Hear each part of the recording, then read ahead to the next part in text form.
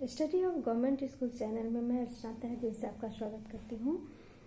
तो प्रथम क्लास 6 है और प्रथम सम्राट अध्याय से मैंने कुछ मूल प्रश्नों को लिया है और उसका संक्षिप्त उत्तर दिया है। प्रश्न है, मगध साम्राज्य का सम्राट कौन था? उत्तर होगा अशोक सम्राट। अशोक से पूर्व मगध साम्राज्य का सम्राट कौन था? तो बिंदुसार। अशोक के पिता का नाम था बिंदुसार। मगध साम्राज्य की राजधानी थी पाटलिपुत्र। तो उस समय पाटलिपुत्र बोला जा रहा था। वर्तमान में यह पटना है जो बिहार की राजधानी है। मगध साम्राज्य की स्थापना किसने की थी? तो चंद्रगुप्त मौर्य, जो अशोक के दादा जी थे। आज से लगभग 2300 वर्ष पूर्व की थी। मगध साम्राज्य मगध साम्राज्य के अंदर कौन कौन से नगर थे? तो उज्जैन, तक्षशिला और पाटलिपुत्र। प्रश्न है, मौर्य साम्राज्य का मूल क्षेत्र नंद साम्राज्य का क्षेत्र था, उस पर किसने अधिकार स्थापित कर रखा था? उत्तर है चंद्रगुप्त मौर्य। किसने पश्चिमोत्तर में गंधार एवं कश्मीर का क्षेत्र, पश्चिम में सौराष्ट्र एवं दक्षिण में कर्नाटक तक विजय अभियान किया था? उत्तर होगा चंद्रगुप्त मौर्य। प्रशासनिक कार्यों में राजा की सहायता के लिए उच्च पदाधिकारी उन्हें क्या कहा जाता है? उत्तर होगा अमात्य। प्रश्न है, धार्मिक कार्यों में राजा का सहयोग कौन करते थे? उत्तर है पुरोहित। प्रश्न है, राज्य की खजाने की देखरेख कौन करते थे? उत्तर है कोषाध्यक्ष। प्रश्न है, समाहर्ता या राजस्व संग्रहकर्ता का कार्य क्या था? तो उत्तर है कर इकट्ठा करना, टैक्स इकट्ठा करना था। प्रश्न है, मगध साम्राज्य में आय का मुख्य स्रोत क्या था? उत्तर है भू राजस्व। यह कुल उत्पादन का 1/6 भाग था या 1/4 भाग होता था। अब प्रश्न है, मौर्य साम्राज्य के प्रमुख प्रांत कौन कौन थे? उत्तर है मगध, तक्षशिला, उज्जैन एवं स्वर्णगिरी। प्रश्न है, अशोक कौन सी राजधानी से शासन करता था? उत्तर है पाटलिपुत्र। प्रश्न है, गांव की देखभाल मुखिया करते थे, उन्हें क्या कहा जाता था? उत्तर है ग्रामिक। न्याय प्रशासन के क्षेत्र में साम्राज्य का सबसे बड़ा सम्राट कौन होता था? उत्तर है न्यायाधीश। भारत में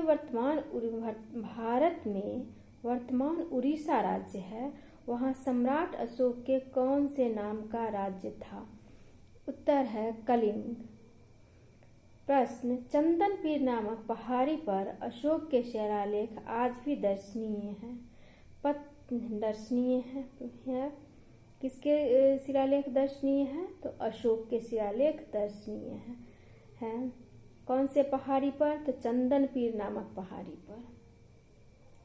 अब प्रश्न है, पत्थर की चट्टानों पर अंकित किसके अभिलेखों की संख्या सर्वाधिक है? उत्तर है अशोक की। धम्म संस्कृत शब्द धर्म का कौन सा रूप है? धम्म संस्कृत शब्द धर्म का कौन सा रूप है? उत्तर है प्राकृत।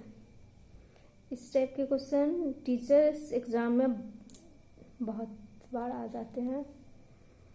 अशोक किसके उपदेश से सर्वाधिक प्रभावित हुआ था और उसके विचार ही बदल गए थे?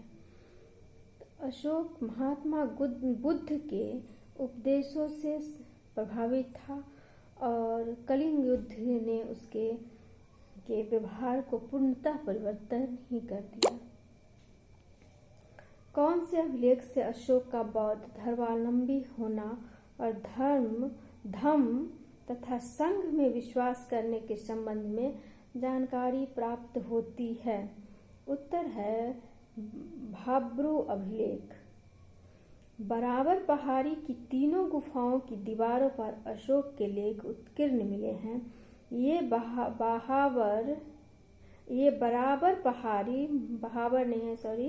बराबर पहाड़ी कहाँ है? तो जहानाबाद जिला में। किसने आजीवक संप्रदाय के साधुओं के आवास के लिए गुफा दान में दिए गए हैं?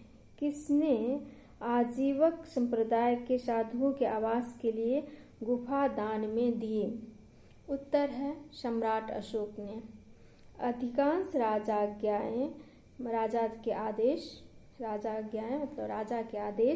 अधिकांश राजाज्ञाएं कौन सी लिपि में है? तो ब्रह्म लिपि में है। भारतीय भूभाग में यह लिपि बहुत ही प्रचलन में था।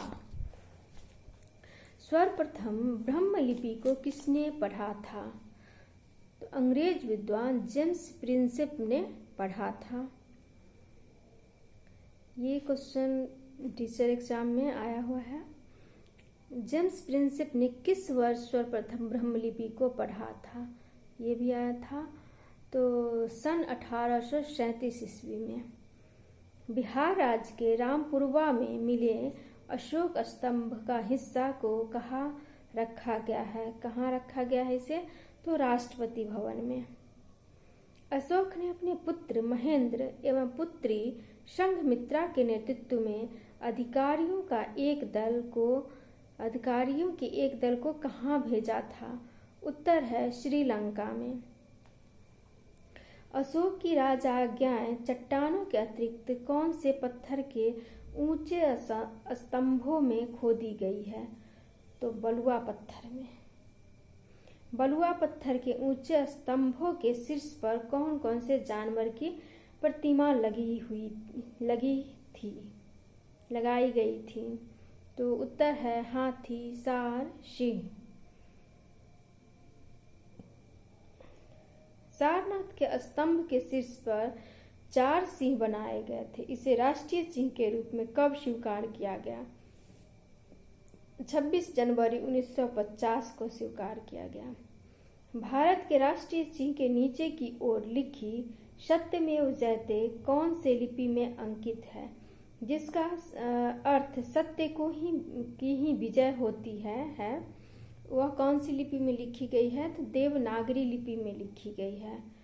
लौरिया अरेराज स्तंभ कहाँ है? तो ये कहाँ है? बिहार राज्य के चंपारण जिले के रघिया गांव के निकट अरेराज नामक स्थान पर।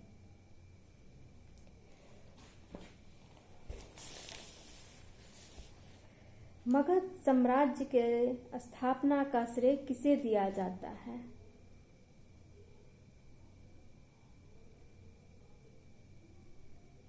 बिंबिसार को। कौटिल्य का अर्थशास्त्र कितने अधिकरणों में एवं प्रकरणों में विभक्त है? तो 15 अधिकरणों एवं 180 प्रकरणों में।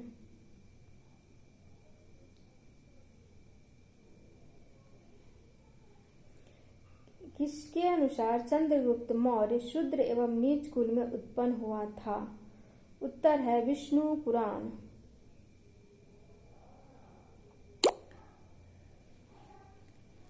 राजाज्ञाओं को शिलालेखों पर उत्तीर्ण करने वाला पहला शासक कौन था? उत्तर होगा अशोक। किस ग्रंथ में अशोक ने स्वयं को क्षत्रिय बताया है? तो दिव्यावदान में। किस बौद्ध ग्रंथ में मगध की सेना का विस्तृत विवरण प्राप्त होता है? तो मिलिंद पहो में।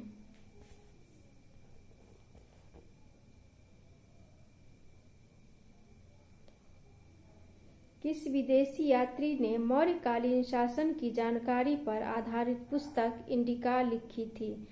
तो इंडिका लिखी थी किसने लिखी थी? तो मेगास्थनीज ने।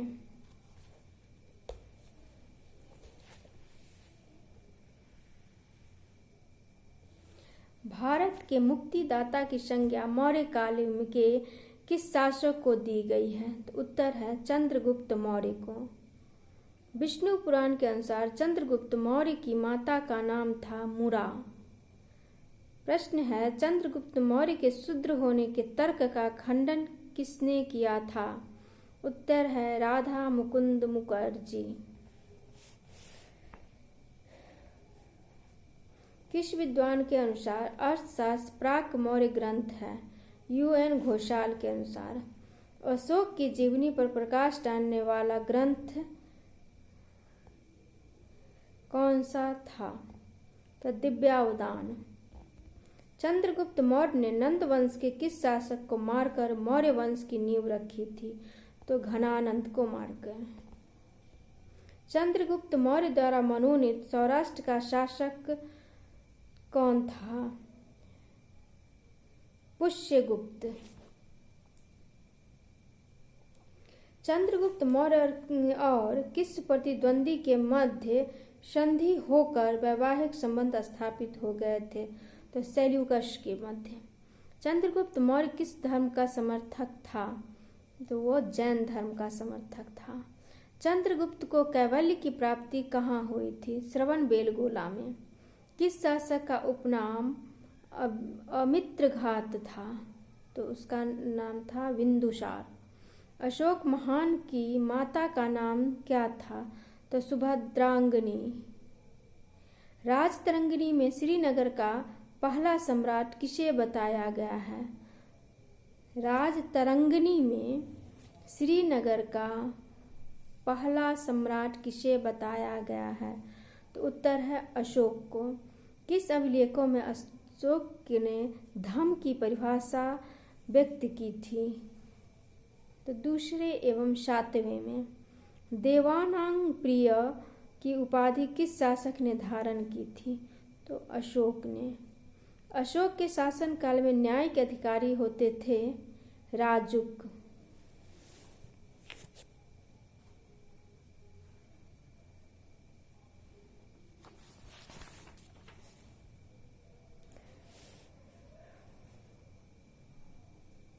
अशोककालीन प्रशासन में राज्य का प्रमुख पदाधिकारी एवं विभागाध्यक्ष होता था पुरुष।